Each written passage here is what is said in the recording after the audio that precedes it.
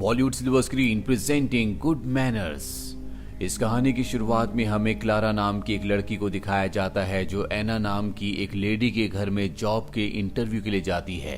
दरअसल एना को एक नैनी की जरूरत है क्योंकि वो प्रेग्नेंट है।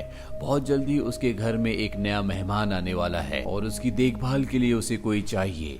हालांकि क्लारा को नैनी के काम का कोई भी एक्सपीरियंस नहीं होता, लेकिन उसे काम की बहुत ज्यादा जरूरत है, इसीलिए किसी भी कीमत पर वो इस जॉब को पाना चाहती है। अब जब वो एना से बात कर रही होती है तभी एना को पेन होना शुरू हो जाता है। क्लारा उसे बहुत अच्छी तरह से संभालती है, जिससे इम्प्रेस होकर एना उसे जॉब दे देती है। लेकिन इस जॉब की एक शर्त होती है कि उसे यहीं पर रहना होगा और जब तक उसका बेबी नहीं होता क्लारा को यहाँ पर एक हाउसकीपर के तौर पर काम करना होगा। क्लारा उसकी बात मान जाती है और अपना सामान लेकर इसी घर में एना के साथ शिफ्ट हो जाती है।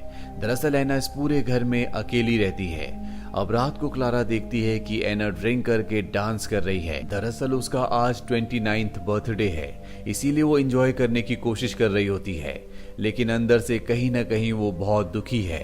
क्लारा जब उसके पास जाती है तो क्लारा को बताती है कि मेरी फैमिली में से कोई भी मुझसे बात नहीं करता। दरअसल मेरा एक बॉयफ्रेंड था जिसे मेरी फैमिली पसंद नहीं करती थी, जिस वजह से मेरी फैमिली मुझसे दूर हो गई। ये कहकर वो बहुत इमोशनल हो जाती है। अब नेक्स्ट डे एना अपना चेकअप करवाने के लिए हॉस्पिटल जाती है, जहां पर डॉक्टर उसे बताता है कि तुम्हारा बेबी बहुत ही हेल्दी है, लेकिन तुम्हारा बीपी बहुत हाई है, इसीलिए तुम्हें अब नॉनवेज नहीं खाना, तुम्हें सिर्फ वेजिटेरियन खाना खाना होगा। ये जानने के बाद क्लारा फ्रिज से सारा नॉन वेजिटेरियन खाना हटाकर वहां पर वेजिटेरियन खाना रख देती है, ताकि एना का ब्लड प्रेशर हमेशा नॉर्मल रह सके। उसी रात को एना एक क्लब जाती है और रात को जब वो लेट नाइट घर आती है तो फ्रिज में कुछ ढूंढ रही होती है। क्लारा की भी आंख खुल जाती है और जब वो एना के पास जाती है तो एना का रूप पूरी तरह से बदला हुआ होता है। वो उसके शोल्डर पर जोर से काटती है, जिससे उसके शोल्डर पर ब्लड आना शुरू हो जाता है। क्लारा अपने आप को संभालते हुए एना को अपने से दूर करती है और कहती है कि आपको अपने कमरे में जाना चाहिए। एना अपने कमरे में चली जाती है और क्लारा वॉशरूम में आकर देखती है कि उसके शोल्डर से ब्लड निकल रहा होता है। उसे कुछ समझ नहीं आता कि एना ने ऐसा क्यों किया। अगली सुबह जब वो एना के पास जाती है तो एना पूरी तरह से नॉर्मल होती है। रात को उसने क्लारा के साथ क्या किया उसे याद ही नहीं होता, पर क्लारा को एना की उस हरकत पर शक होना शुरू हो जाता है, क्योंकि इंसान चाहे कितना भी ड्रंक क्यों ना हो, उसे याद रहता है कि रात को उसने क्या क्या किया था। अब जब क्लारा डेट देखती है तो उसे पता चलता है कि एक दिन पहले फुल मून की नाइट थी। वो समझ जाती है कि इसका कनेक्शन फुल मून से कहीं ना कहीं है और वो तय करती है कि अगली फुल मून नाइट को वो एना को ऑब्जर्व करेगी। और जब अगली फुल मून नाइट आती है तो एना रात को अपने बेड से उठ जाती है। वो चलते हुए बाहर जाती है जहां पर एक कैट होती है और वो उस कैट को पकड़कर मारकर उसका खून पी जाती है। क्लारा जब ये देखती है तो पूरी तरह से हैरान हो जाती है। वो चुपचाप घर वापस आ जाती है और अगली सुबह दिखाया जाता है कि एना को रात के बारे में कुछ भी याद नहीं होता और ना ही क्लारा उसे कुछ बताती है। पर जब वो एना के लिए ब्रेकफास्ट बनाती है तो उसमें अपना थोड़ा सा खून भी मिला देती है।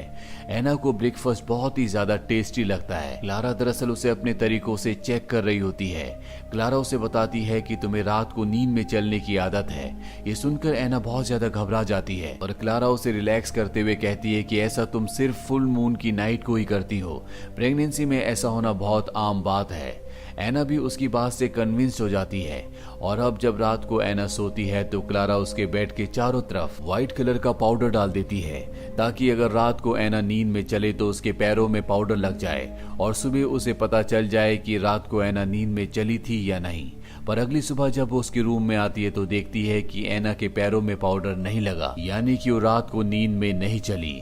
एना क्लारा को बताती है कि मेरा एक बॉयफ्रेंड था, लेकिन एक बार मैं अपने दोस्तों के साथ छुट्टियों पर गई थी, जहां पर मुझे एक आदमी मिला था जो कि बहुत ही अजीब था। जल्दी मेरी उससे दोस्ती हो गई। हम दोनों के दोनों माउंटेन्स पर घूमने गए, जहां पर हम दोनों एक दूसरे के फिजिकली बहुत ज्यादा क्लोज हो गए। और जब मेरी आंख खुली तो मेरे पास एक गन थी और झाड़ियों में मुझे चमकती हुई आंखें दिखी। मुझे कुछ समझ नहीं आया कि ये क्या है।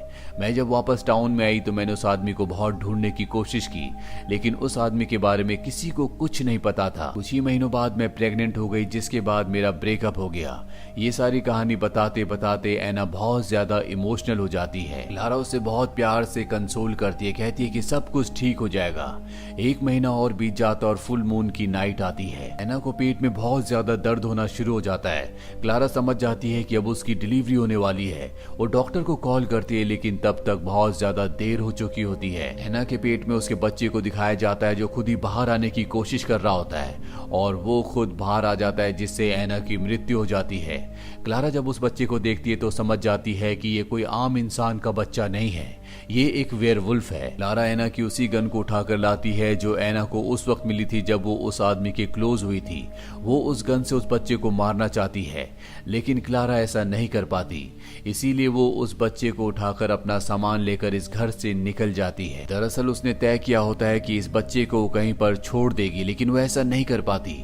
उसके दिल में ममता और दया आ जाती है, इसीलिए वो इस बच्चे को अपने पुराने घर पर ले आती है और इसका नाम वही रखती है जो ऐना ने तय किया था, यानी कि जोएल। धीरे धीरे वक्त बीतता और 7 साल बीत जाते हैं। जोएल अब 7 साल का हो चुका है। उसकी जिंदगी दूसरे बच्चों की तरह पूरी तरह से नॉर्मल है। वो उनके साथ खेलता है, स्कूल जाता है, वो सब काम करता है जो आम बच्चे करते हैं। और ना ही कभी क्लारा ने जोएल को उसकी असलियत के बारे में बताया होता है। लेकिन जब भी फुल मून की नाइट होती है, यानी कि पूर्णिमा की रात होती है, उस रात को क्लारा जोएल को जंजीरों से बांध देती है और अगली सुबह हमें दिखाया जाता है कि जोएल के पूरे शरीर में बाल होते हैं, उसके नाखून बढ़ चुके होते हैं। दरअसल हर फुल मून नाइट को वो एक वेयरवुल्फ में बदल जाता है।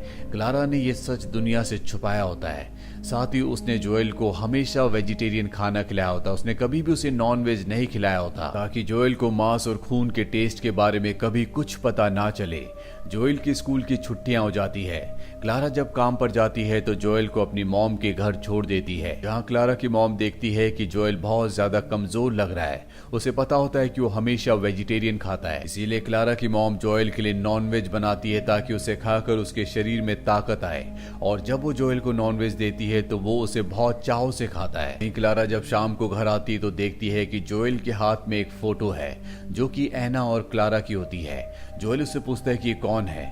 हालांकि उसने कभी भी उसे ऐना के बारे में नहीं बताया था। उसने जोएल से कहा था कि वो उसे रास्ते में मिला था, लेकिन अब वो जोएल को सच बता देती है क्योंकि वो बहुत ज्यादा अग्रेसिवली बिहेव कर रहा होता है। वो कहती है कि ये तुम्हारी मॉम है, जब तुम पैदा हुए तभी इनकी मृत्यु हो गई थी। जोएल कहता है कि तुमने मुझे इसके बारे में कभी क्यों नहीं बताया, और वो क्लारा के साथ अग्रेसिवली बिहेव करना शुरू कर देता है। क्लारा गुस्से में उसे उसी के रूम में बंद कर देती है, लेकिन अब जोएल ने उसे जख्मी भी कर दिया है। क्लारा को कुछ समझ नहीं आता कि वो इतना अग्रेसिव क्यों हो गया है, इसीलिए वो अपनी मॉम के पास जाती है। उसकी मॉम बताती है कि मैंने उसे खाने में नॉनवेज दिया था, और क्लारा को समझ में आ जाता है कि नॉनवेज खाने की वजह से वो इतना ज्यादा अग्रेसिव हो चुका है। आज भी फुल मून की नाइट होती है। अगली सुबह एक बार फिर से क्लारा उसके पास जाती है और देखती है कि उसके पूरे शरीर में बाल है, लेकिन अब वो पूरी तरह से शांत हो चुका है। क्लारा उससे बहुत प्यार से बात करती है और उसे बताती है कि तुम्हारी मॉम का नाम ऐना था और उसे भी उसी तरह से डांस पसंद था जिस तरह से तुम्हें पसंद है। इसी तरह से कुछ और दिन बीत जाते हैं और उसके स्कूल खुल जाते हैं। क्लारा जब जोएल को स्कूल ले जा रही होती है तो जोएल क्लारा से पूछता है कि मेरी मॉम की मृत्यु कैसे हुई थी। वो कहती है कि जब तुम बड़े हो जाओगे तो मैं तुम्हें सब कुछ बता दूंगी। वो क्लारा से अपने पिता के बारे में भी पूछता है, लेकिन क्लारा कहती है कि उनके बारे में मैं कुछ भी नहीं जानती। जब मेरी तुम्हारी मॉम से दोस्ती हुई थी तब वो तुम्हारे पिता के साथ नहीं थी, और अब जोएल तय करता है कि वो किसी भी तरह से अपने पिता को ढूंढेगा। इसीलिए स्कूल खत्म होने के बाद वो अपने फ्रेंड से कहता है, क्या तुम मेरे पिता को ढूंढने मेरे साथ चलोगे। दरअसल जिस बॉक्स के अंदर उसे अपनी मॉम की फोटो मिली थी, उस बॉक्स के बाहर एक मॉल का एड्रेस लिखा होता है और वो चाहता है कि वो अपने पिता को ढूंढने के लिए उसी मॉल में जाए। इसीलिए वो अपने दोस्त के साथ उस मॉल की तरफ निकल पड़ता है। क्लारा जोएल का इंतजार करती है, लेकिन जोएल नहीं आता। इस बात से वो परेशान हो जाती है। सबसे पहले वो उसके दोस्त के घर जाती है जिसके साथ वो मॉल गया है, लेकिन उस बच्चे के पिता कहते हैं कि वो जल्दी वापस आ जाएंगे, तुम्हें घबराने की जरूरत नहीं है। लेकिन उसके मन में डर होता है कि कहीं जोएल की असलियत सबको पता ना चल जाए। रात हो जाती है और जोएल अब भी घर नहीं आता। क्लारा चाहकर भी पुलिस स्टेशन नहीं जा सकती क्योंकि उसने जोएल को लीगली अडॉप्ट नहीं किया। वो उसका बच्चा नहीं है। वो पुलिस के सवालों के जवाब नहीं दे सकती। वहीं जोएल और उसके दोस्त को दिखाया जाता है जो दोनों मॉल में घूम रहे होते हैं और अब मॉल बंद होने वाला है। सिक्योरिटी सबको मॉल से निकलने के लिए कहता है, लेकिन जोएल अपने दोस्तों के साथ वहीं कपड़ों के पीछे छुप जाता है और जब मॉल बंद हो जाता है तो आसमान में हमें चांद को दिखाया जाता है। आज भी फुल मून नाइट होती है और जब चांद पूरी तरह से निकल जाता है तो जोएल एक वेयरवुल्फ में बदलना शुरू हो जाता है, जो देखकर उसका दोस्त डर जाता है और वहां से भागना शुरू कर देता है। लेकिन जोएल जल्दी पूरी तरह से वुल्फ बनकर उसका पीछा करता है। हालांकि उसका दोस्त लिफ्ट से नीचे जाने की कोशिश करता है, लेकिन तब तक जोएल वहां पर पहुंच जाता है, जो कि अब एक वुल्फ है और वो अपने दोस्त को मार देता है। उसे मारने के बाद वो वापस अपने घर आ जाता है, लेकिन क्लारा की मॉम उसका वो रूप देखकर डर जाती है। वो क्लारा से कहती है कि हमें चर्च के फादर को बुलाना होगा, इस पर बुरी आत्माओं का साया है। क्लारा कहती है कि ऐसा कुछ नहीं है, ये एक वेयरवुल्फ है और वो अपनी मॉम को ऐसा करने से रोक लेती है। क्लारा समझ जाती है कि अब उसे शहर को छोड़कर जाना होगा। वो तय करती है कि वो जोएल को लेकर इस शहर से निकल जाएगी। दरअसल बचपन से उसने जोएल को एक माँ की तरह पाला है। वो उसे अपना बेटा समझती है और वो नहीं चाहती कि उसे किसी भी तरह से कोई भी नुकसान पहुंचे। सुबह होने के बाद जोएल को कुछ भी याद नहीं होता कि रात को उसने क्या किया। क्लारा जोएल से पूछती है कि तुम कहाँ गए थे। वो बताता है कि मैं अपने दोस्त के साथ मॉल गया था, लेकिन जब मैं वापस लौटा तो मैं अकेला ही था। क्लारा समझ जाती है कि उसने वेयरवुल्फ बनने के बाद अपने दोस्त को मार दिया, इसीलिए वो कहती है कि हमें शहर को छोड़कर जाना होगा। लेकिन जोएल इस शहर को छोड़कर नहीं जाना चाहता, इसलिए धोखे से क्लारा को कमरे में बंद कर देता है, उसी कमरे में जिस कमरे में क्लारा हमेशा उसे पूरे चांद की रात को बंद करती है। और अब जोएल स्कूल चला जाता है। दरअसल वो किसी भी कीमत पर अपने पिता को ढूंढना चाहता है। स्कूल जाने के बाद वो देखता है कि आज उसका दोस्त नहीं आया। वही न्यूज में हमें दिखाया जाता है कि मॉल में लिफ्ट के पास बहुत सारा ब्लड मिला, लेकिन वहां पर किसी की बॉडी नहीं मिली, जिसका मतलब ये है कि जोएल ने अपने दोस्त को मारकर खा लिया था। वहीं क्लारा ऑफिस नहीं गई होती, इसीलिए उसकी कॉलीग उसके घर पर आती है। वो देखती है कि घर का दरवाजा खुला हुआ है और जब वो अंदर जाती है तो उसे पता चलता है कि क्लारा को किसी ने कमरे के अंदर बंद किया हुआ है। वो क्लारा को बाहर निकाल देती है, जिसके बाद क्लारा व्हाइट कलर के एक बॉक्स को निकालती है जिसके अंदर वही गन होती है जो वो एना के घर से लेकर आई थी। वो उस गन को लेकर घर से निकल पड़ती है। दरअसल वो जोएल को ढूंढना चाहती है। वहीं जोएल को दिखाया जाता है जो अपनी दोस्त के साथ डांस कर रहा होता है, क्योंकि उसे डांस करना बहुत ज्यादा पसंद है। और आज भी पूरे चांद की रात है और जब चांद पूरी तरह से आसमान में निकलना शुरू हो जाता है तो जोएल एक बार फिर से वेयरवुल्फ में बदलने लगता है और अब उसे एहसास हो जाता है कि असल में वो क्या है। वो अपनी दोस्त को वहां से भागने के लिए कहता है, लेकिन इससे पहले कि वो वहां से जाती, यहाँ पर जोएल पूरी तरह से वुल्फ बन जाता है। वो अपनी दोस्त पर अटैक करने वाला होता है कि वहां पर क्लारा आकर उसके पैर पर गोली चला देती है, जिससे वो जख्मी हो जाता है। और इसके बाद क्लारा उसे उठाकर अपने घर ले आती है, जहां पर सबसे पहले वो उसके हाथों को जंजीरों से बांध देती है और इसके बाद उसके पैर पर जो गोली लगी होती है वो उस गोली को निकाल देती है। वहीं हमें क्लारा के घर के बाहर दिखाया जाता है, जहां पर शहर के सभी लोग जिन्हें पता चल चुका है कि जोएल एक वेयरवुल्फ है, उसे मारने के लिए उसके घर की तरफ आ रहे होते हैं। क्लारा नहीं चाहती कि जोएल को कोई भी मारे, क्योंकि उसे पूरा विश्वास होता है कि वो जोएल को पूरी तरह से बदल सकती है।